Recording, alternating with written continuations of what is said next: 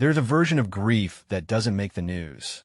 It doesn't come with a microphone or a camera lens pointed at your face. It lives quietly in the chest of a parent standing in a school hallway, staring at a peg on the wall where a little coat used to hang.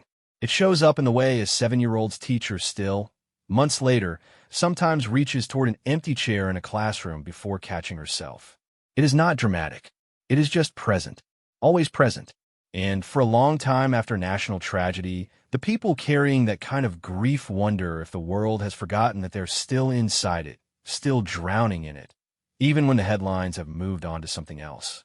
Sometimes, all it takes for that wound to feel slightly less impossible is for someone to show up. Not with a speech pre-written by a communications team, not with a camera crew and a scheduled time to the minute. Just show up, knock on the door, sit across from someone who has lost something no human being should ever have to lose. And listen, really listen, the kind that means your eyes don't flicker toward the exit, the kind that means the silence after a broken sentence is not filled in with polished words, because you know the silence is part of the conversation too. That is what Prince William and Catherine, Princess of Wales, have come to represent in the public life of Britain. Not the gleaming, distant, untouchable royalty of a different era. Something altogether more complicated and more human than that. Something that has been quietly building, quietly deepening, through years of showing up in places where the cameras were not the point. To understand what their presence in Southport meant, you have to first understand the weight of what Southport carried. On a July afternoon in 2024, a dance studio in that quiet seaside town became the site of something that split Britain's understanding of itself in two. A Taylor Swift-themed dance class, little girls in their dance clothes, music playing, and then devastation. Axel Rudikabana, 17 years old at the time, walked in and killed 3 children. B.B. King was 6. Elsie Stankham was 7. Alice de Silva Aguiar was 9. 8 other children and 2 adults were also injured. The news broke, and the whole country went still. 3 little girls. A dance class. Summer holiday. Gone. The violence that followed in the streets of Southport and across Britain. The riots, the mosques targeted, the misinformation spreading like fire through dry grass, added a second layer of horror onto the first. A community already broken by grief was now watching its streets become a battleground.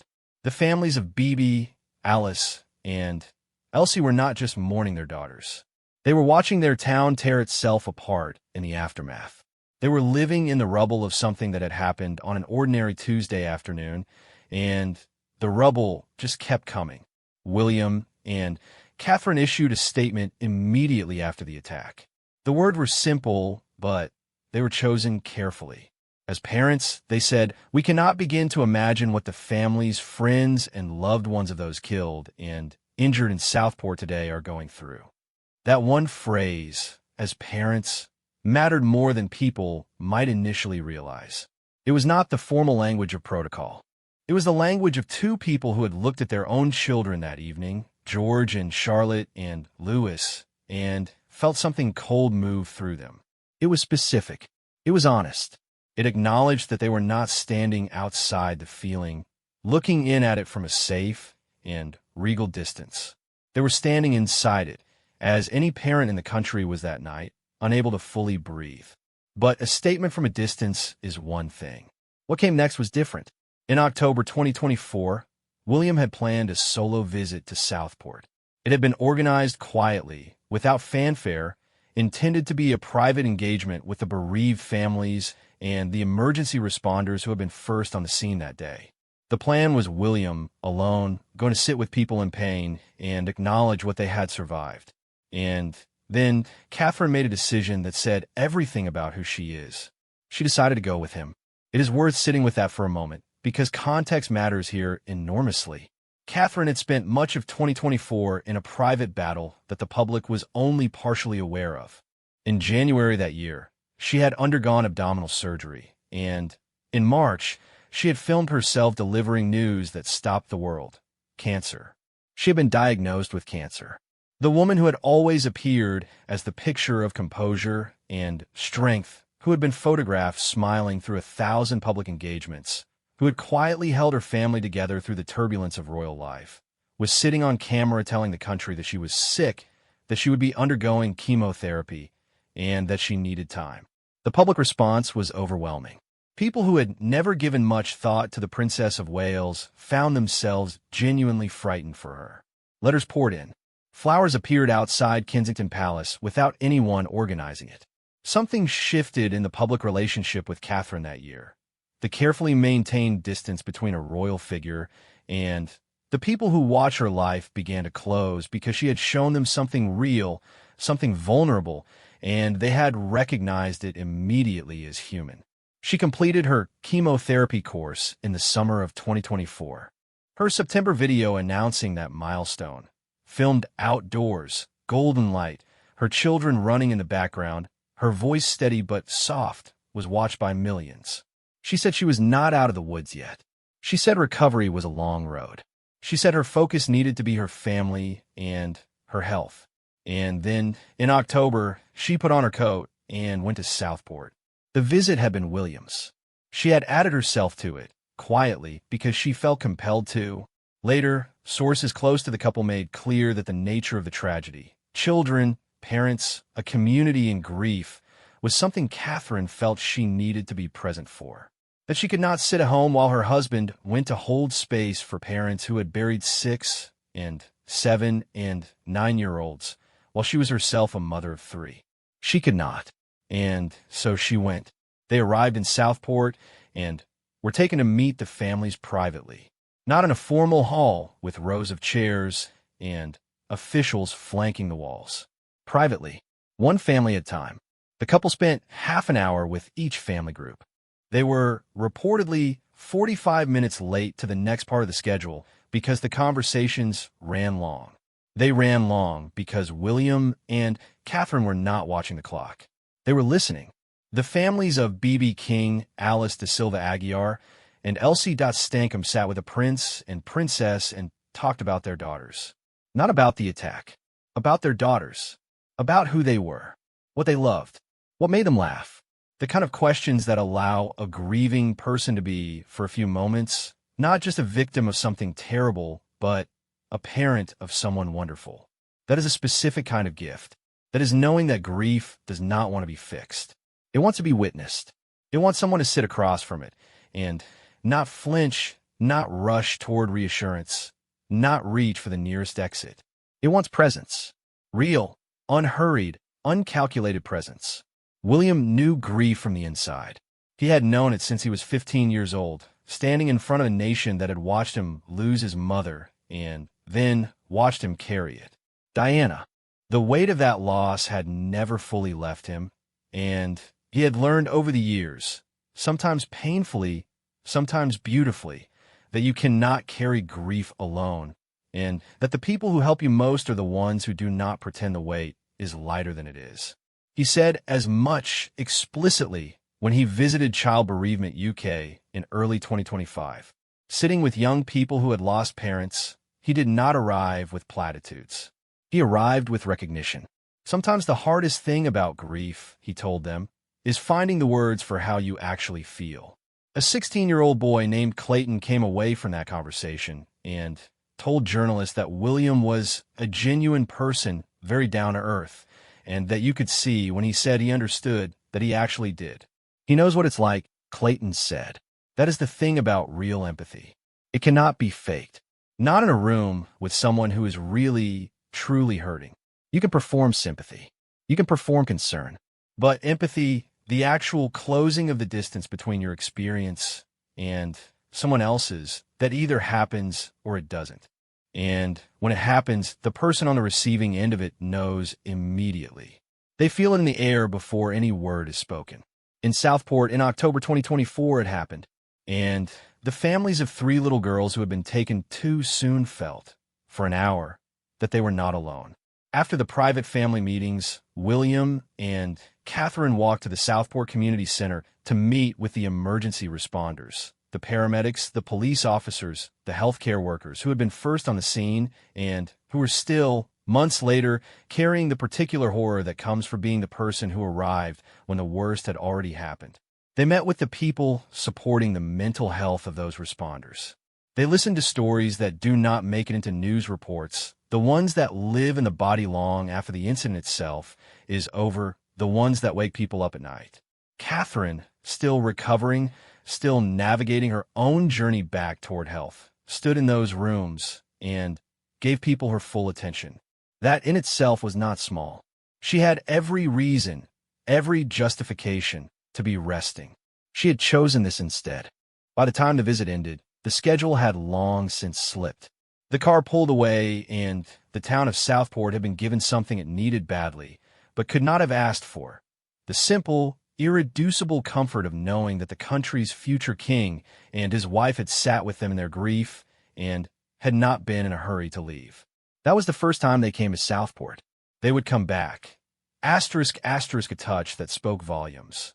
How William and Catherine comforted a grieving nation, asterisk, asterisk. There is a particular loneliness that settles in after a national tragedy.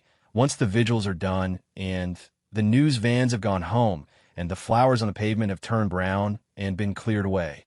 When the world has, out of sheer necessity, returned to its ordinary rhythm, the people still inside the grief are left with a strange, disorienting silence. The noise of collective mourning had been almost a comfort in its way. It had told them, you are not alone in this. The whole country feels it. But then the country moved on as countries must, and the families of B.B. King and Alice de Silva Aguiar and Elsie Stankham were left holding what could not be moved on from. The months between October 2024 and September 2025 passed. The world turned. In January 2025, Axel Ruticabana was sentenced to a minimum of 52 years in prison. The verdict gave the families a legal conclusion, but it gave them nothing else. A sentence for a perpetrator does not fill the space where a child used to be. It does not stop a teacher from reaching for an empty chair. It does not make a parent's arms feel less empty at bedtime. Justice, when it comes, is cold and correct and arrives too late to matter in the way it was supposed to. The schools attended by BB, Alice, and Elsie had spent nearly a year navigating something no school curriculum prepares a head teacher for. How do you help 200 children greet a friend? How do you hold space for classmates who were there that day, who had been dancing in the same room, who had gone home and their friend had not? How do you mark a mourning register when 3 names on it will never be answered again? They managed. Communities find ways to manage things that should be unmanageable. Churchtown Primary School, where BB and Alice had been pupils, launched a fundraising effort and built a playground in the girls' memory. It was something concrete, something the children could touch, something that turned grief into a physical space that said, they were here, and they mattered, and we are still holding them. The playground opened on a September morning in 2025, bright with color, loud with the voices of children who were learning, slowly. That joy was not a betrayal of grief. That they could laugh in the same world where something terrible had happened. Someone made a call to Kensington Palace. On September 23, 2025, William and Catherine returned to Southport. This was not an obligation. No protocol required a second visit. The first visit had already exceeded the usual expectations for royal engagement with a public tragedy. A single appearance, a private meeting, a public statement, that would have been more than sufficient by the standards of formal royal duty. But William and Catherine were not operating by those standards. They had told the families on that first October visit that they would be there, that they were not going away, that this was not a box to be ticked. They came back. They began the day at Farnborough Road Infant and Junior School, where Elsie Stankham had been a pupil. The children had not been told until the very last moment. Some of the teachers had only found out at break time. Jessica Hazelhurst, 10 years old and bright-eyed, described it to reporters afterward. They had all come into school thinking they were having their school council photos taken. And then the news arrived. The Prince and Princess of Wales were coming to their school today. The schoolyard became electric with the particular energy that only children can generate. That uncontained, unfiltered excitement that adults spend most of their lives learning to moderate. Teachers tried to keep everyone calm. Parents who had come along, including some of Elsie's family, sang Twinkle, Twinkle, Little Star to occupy the smaller children while they waited. The absurd, tender comfort of a nursery rhyme sung in a schoolyard to keep 60 children from vibrating out of their shoes. When the car arrived, hundreds of small hands shot into the air, waving Union Jack flags. The cheer that went up was the kind that makes your chest open without warning. Catherine came out first and did what Catherine always does in the presence of children. She crouched down. Not the polite bend at the waist of a person humoring someone shorter than them. A full crouch, down to eye level, the kind that puts you in someone's world rather than pulling them up into yours. She took a little girl's hand. The girl held on. A photograph captured it and spread across every newspaper in the country by the following morning, but the photograph was only the surface of the moment. The surface was Catherine's hand. The thing under the surface was that the girl felt seen. William stood nearby and fell easily into conversation with children who were, 10 seconds ago, too nervous to breathe. He told them he was not very good at maths, but that it was a good subject to learn. This delighted them in the way that only an adult admitting a failing can delight a child. He had, for a moment, made himself a fellow student rather than a prince. The formality dissolved. The children around him relaxed and spoke freely, and he listened and laughed and asked questions that showed he was genuinely interested in what they had to say. The head teacher of the school, Jennifer Sefton, walked the royal couple through the hallways. She told them about the past year, about the art project that had been created to help children process their grief for their lost friends. William and Catherine stood and really looked at it, the careful crayon drawings and paper flowers and messages in children's handwriting that said things like, "I miss you," and "Save a dance for me." Art made by 7- and 8-year-olds trying to say something that 7- and 8-year-olds should not have to say. Neither William nor Catherine rushed through that moment. They took it in. They let it land. Then came the private meeting with Jenny and David Stankham, Elsie's parents. 30 minutes away from the cameras, away from the schedule, away from everyone except the two families and the two people who had come sit with them. What was said in that room was not reported, because it did not need to be. Some things belong entirely to the people inside them. But when Jenny and David Stankham emerged, something in their bearing had shifted in the way it can only shift when a person is felt genuinely and without performance less alone. After Farnborough Road, the royal couple moved to Churchtown Primary School, where Bibi and Alice had been pupils, and where the new playground stood waiting in the September sun. William walked through it. He ran his hand along the painted climbing frame. He looked at the flowers planted around the edges. Then he walked to the front of the school where 700 children were assembled, a sea of faces, and he gave a speech. He started by saying, "Good afternoon," a formal opener, the kind that would typically produce a polite murmur of response. Instead, 700 children replied in perfect, roaring unison. "Good afternoon, the Prince of Wales." He laughed, not a polished, performed laugh, a real one, caught off guard, the kind that travels up from the chest and arrives in the face before you decided to let it. "I found the word I need to use to trigger it off," he said, still grinning, and the laughter that rolled back at him from the crowd of children was the kind that changes the temperature of a room. And then he spoke about Bibi and Alice and Elsie. The playground, he told the children, was a symbol of how the community have come together to create such a positive space. It was, he said, a symbol of remembrance and resilience, a testament that love will always overcome tragedy. The children listened in the particular silence that children manage when they're actually moved by something, not a polished, trained silence, but a real one, the kind that happens when they recognize the weight of what is being said. He turned, in his speech, to the parents in the crowd, to Alex and Sergio, Lauren and Ben, Jenny and David, the fathers and mothers of 3 little girls who were not there. He said, "You are parents united in grief. You have faced such horror, but from that, you move forward with grace and fortitude, creating the most remarkable legacies for your girls." The parents who heard those words had carried them for more than a year. They had carried them through the arrest, through the trial, through the sentencing, through the days when it took everything they had just to get up and move through a house full of their child's things. And here was a man who would one day be king, standing in a schoolyard with 700 children and tears in his eyes, telling them that what they were doing, the foundations, the playgrounds, the trust, the simple continuing act of living and honoring and remembering was remarkable. Not in the way empty reassurance is remarkable, in the way that he meant it, and they could hear that he meant it, and so could everyone else. Applause filled the schoolyard. The children clapped until their hands hurt. Some of the teachers were crying. But there was something happening alongside all of this that deserved its own attention, separate from William's speech and the children's flags and the playground name for 3 lost girls. Something quieter, threaded through the entire day, so natural that it could be mistaken for background detail. Catherine was unwell.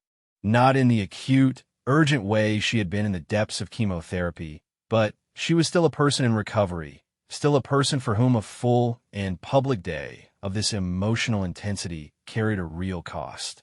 And yet she was present in every moment of it, not standing slightly to the side, present in a ceremonial sense. Present the way a person is present when they have decided that what they're doing matters more than what it costs them. She held the little girl's hand in the schoolyard and stayed crouched at eye level until the girl was ready to let go. She stood beside her husband in Elsie's school hallway and looked at the children's drawings without looking at her watch. She sat in a private room with grieving parents and gave them her complete attention, 1 hour of her life that she could not afford to give carelessly and chose to give fully. Some royal observers, writing about the visit, noted that Catherine was the children's princess, a phrase that had begun to attach itself to her the way the people's princess had attached to Diana decades before. The comparison was not coincidental. Diana had understood, in a way that the institution around her struggled with, that the most powerful thing a royal figure could do was simply to touch someone, to close the physical distance, to let the protocol dissolve and the person remain. Catherine had grown up watching that legacy, and she had made it her own. There's a photo from the Earthshot Prize ceremony in 2021, taken by photographer Chris Jackson, that has always said something important about William and Catherine's relationship. They're in a room full of people. The Earthshot Prize, William's great environmental project that he had almost abandoned before Catherine persuaded him to continue, had just had its first ceremony. In the photograph, Catherine has her arm resting lightly on her husband's back, a small, quiet, "I'm here" of a gesture barely visible, completely instinctive. 2 people who have learned, after years of navigating enormous pressure together, that the most important form of communication between them happens without words.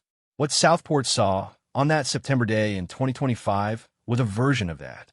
2 people who had brought their full selves into a place of tremendous pain, not separately, not as a duo performing unity, but as 2 humans who were genuinely moved by what they encountered, genuinely present in it, and genuinely holding each other up within it. The day ran long.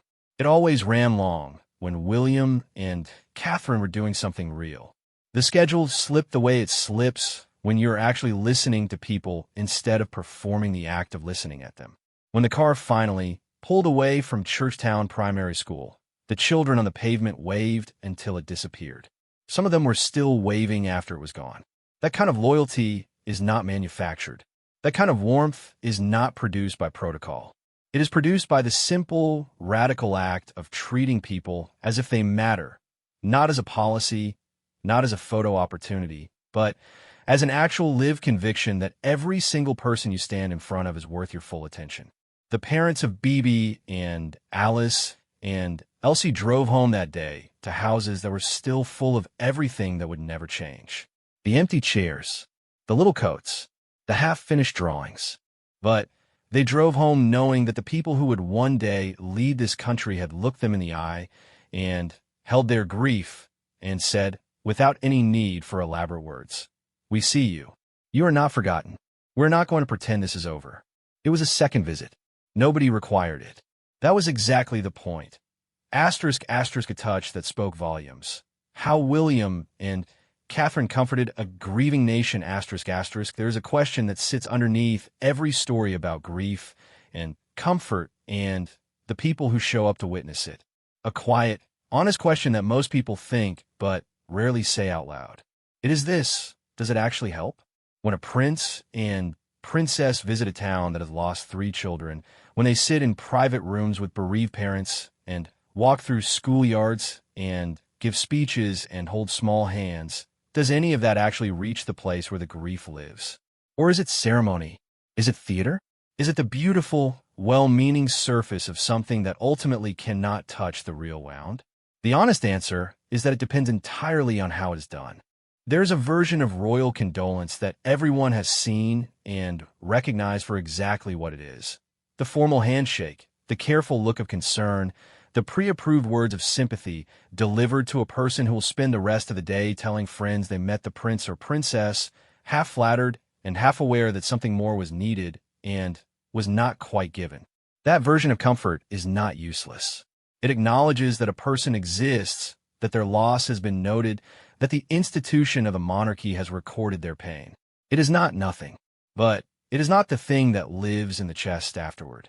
It is not the thing a parent returns to in the quiet of a difficult evening when the weight becomes almost too much to bear. It is not the thing that makes a person feel, in the most fundamental sense, held. What William has understood, slowly, painfully, through the specific education of having lost someone enormous at the age of 15 and then having to continue living very publicly in the aftermath, is that the difference between comfort and performance is presence. Not physical presence alone, though that matters enormously too. Presence in the deeper sense. The willingness to let someone else's pain actually land on you. The willingness to be affected. The willingness to not be in a hurry to arrive at the part where it feels better. He described it with quiet precision during his visit to Child Bereavement UK in February 2025. He sat with teenagers who had lost parents, and he did not pretend to have answers. He said the hardest thing about grief was finding the words for how you actually feel. He said he knew how easily loss could swallow everything else: school, normal life, the ability to think about anything except the absence. He did not speak down to those teenagers. He spoke across to them, from the same ground, the ground that only people who have actually lost someone can stand on. Clayton, one of the young participants that day, told reporters afterward that he could tell the difference immediately. He could tell that when William said he understood, he actually did. That is not something you can pretend in a room with a teenager who has spent the last year sleeping badly and crying in inconvenient places and being told to stay strong. That kind of teenager has an exquisite radar for sincerity, sharpened by the particular loneliness of grief that the adults around them keep trying to fix. They know instantly when someone is performing comfort at them, and they know just as instantly when someone is genuinely there. William was genuinely there. The deeper story of what he and Catherine have built over the years, not just in Southport, not just in the high-profile moments, but in the dozens of smaller engagements that never make front pages, is a story about 2 people who decided at some point that their public role was not primarily about ceremony. It was about contact, real contact of the kind that the institution they serve has historically been afraid of. There was a moment in Cardiff, captured partly on camera and documented by those who were present, when William broke what one writer described as soft royal protocol. He had been speaking with a grieving woman at a public engagement. Instead of the brief, formal exchange that the schedule called for, he stayed. He bent toward her. He put a hand on her arm. He let the conversation run well past the point where an official would have gently steered him onward. By the time he straightened up and moved along, there were tears on his face too. Organizers said afterward that this kind of thing happened more often than cameras caught. He would crouch to talk to a child who wasn't speaking. He would wrap an arm around someone who looked like they were about to dissolve. The schedule slipped regularly because he was not in a hurry to leave someone who was not done being held. What people have begun to observe, and what will shape how history eventually tells a story of the early years of William's public life, is that there is a straight line from the 15-year-old boy who walked behind his mother's coffin, in front of the entire watching world, his eyes absolutely dry and his face absolutely still because he had learned in the days following Diana's death that there was no private place to fall apart. To the 43-year-old man who bends down in a schoolyard and holds a grieving child's hand until she lets go first. He learned grief the hardest way possible. He learned it in public without sufficient support at an age when it should never have had to be public at all. And what he took from that experience, rather than the bitterness or the emotional withdrawal that would have been entirely understandable, was a map.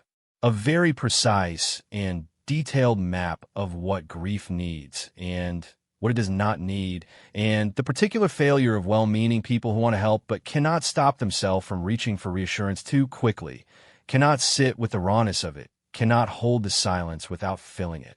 When William walks into a room with bereaved parents and stays for twice as long as scheduled, he is not overstaying out of sentimentality. He is giving people the thing that was not given to him. He is correcting something quietly and consistently, one private meeting at a time. Catherine's story in all of this runs alongside his and is its own thing entirely. 2024 was Catherine's year of reckoning with mortality and vulnerability in a way that nothing in her carefully controlled public life had prepared her for. She said as much in her quiet and dignified way in the video she filmed announcing her cancer diagnosis. She had not wanted to say it publicly. She had hoped to protect her children from the noise, from the press, from the questions. But the speculation had grown too loud, and the children needed to be protected from something even more than they needed to be protected from headlines. They needed to be protected from a world where their mother's illness was a mystery that everyone was trying to solve around them. She recorded the video. She sat in front of the camera in a beautiful coat and told the world she was sick. She said it simply and without self-pity. She said she was focusing on her recovery. She said she hoped people would understand. The world understood. More than understood. The world cracked open a little and showed something it does not often show: tenderness without conditions. People who had been indifferent to the Princess of Wales for years found themselves hoping, genuinely and urgently, that she would be all right. People wrote letters. People left flowers. People prayed in churches and mosques and very private corners of their own lives for someone they had never met and would never meet, because Catherine had shown them something real. And when someone shows you something real about themselves, the response is almost always the same. Your own realness rises to meet it. The September video, when it came, the announcement that chemotherapy was complete, that she was carefully, slowly finding her way back, had the same effect. The golden light, the children laughing, her voice steady, and her eyes clear, and her words measured in the way of someone who has spent months learning to measure everything carefully because energy is finite and must not be wasted. She said she was not out of the woods yet. She said recovery was ongoing. She thanked people for their kindness. And then she went to Southport, not because she had to, because she could not imagine not going. Because Elsie Stankham was 7 years old, and Jenny and David Stankham were parents who were still getting up every morning and walking through a world without their daughter in it. And Catherine was a parent, and she understood something about that. Not in the way of shared tragedy, but in the way that parenthood makes certain things impossible to be at a distance from. A source close to the couple said that the original Southport visit in October 2024 had been planned as Williams alone. Catherine had added herself. She simply decided that she needed to be there, and she went, and in that decision was something that told you everything about the kind of person she is. Not the official Catherine, the one in the careful photographs with the polished protocol. The real one. The one who, in the middle of her own health crisis, looked at a news item about bereaved parents and felt something move in her that could not be argued with. There's a letter that William wrote to a family in 2024 after a man named Pete Morris, whom he and Catherine had met during a previous engagement, died of cancer. Pete had been diagnosed after their meeting and had seemed to be recovering, and then he wasn't. William wrote to Pete's wife. He wrote in his own handwriting, on his own time, without it being a public engagement or a scheduled duty. He said he and Catherine could only begin to imagine the whole Pete would leave. He said his heart went out to her and her family. He said they had really enjoyed meeting Pete and that they knew he had been a hugely dedicated member of his community. It was not a form letter. It was not dictated to a secretary. It was a man writing by hand to a woman he did not know well because she had lost someone and he knew what it was to lose someone and he could not write. That is the private version of what Southport was the public version of. The same impulse, the same inability to stand at a comfortable distance from other people's grief, the same reaching toward, even when it cost something, even when it would be easier and simpler and completely understandable to stay home. Britain has not always known what to do with William and Catherine. For years, they were examined with the particular ruthlessness that the country reserves for the people it watches most closely. Critiqued for working too little, for being too private, for not being Diana enough, for not being the Queen enough, for failing to fit whatever shape the current moment seemed to require. It is a peculiarly British form of love, that kind of criticism. It is what you do with the people you have decided, collectively, to care about. But something shifted in 2024, something that Catherine's illness cracked open and Southport expanded. The public began to see clearly and without the distorting lens of gossip or speculation what these two people actually are when stripped of the ceremonial trappings. They are two people who have known loss. They are two people who have spent years learning, sometimes at great personal cost, how to be useful in the presence of other people's pain. They are two people who show up when they say they will and stay longer than they have to and hold hands with small girls until the small girls are ready to let go. That is not nothing. In a world that has grown very sophisticated about identifying performance and very hungry for something authentic, that is the closest thing to remarkable that public life offers.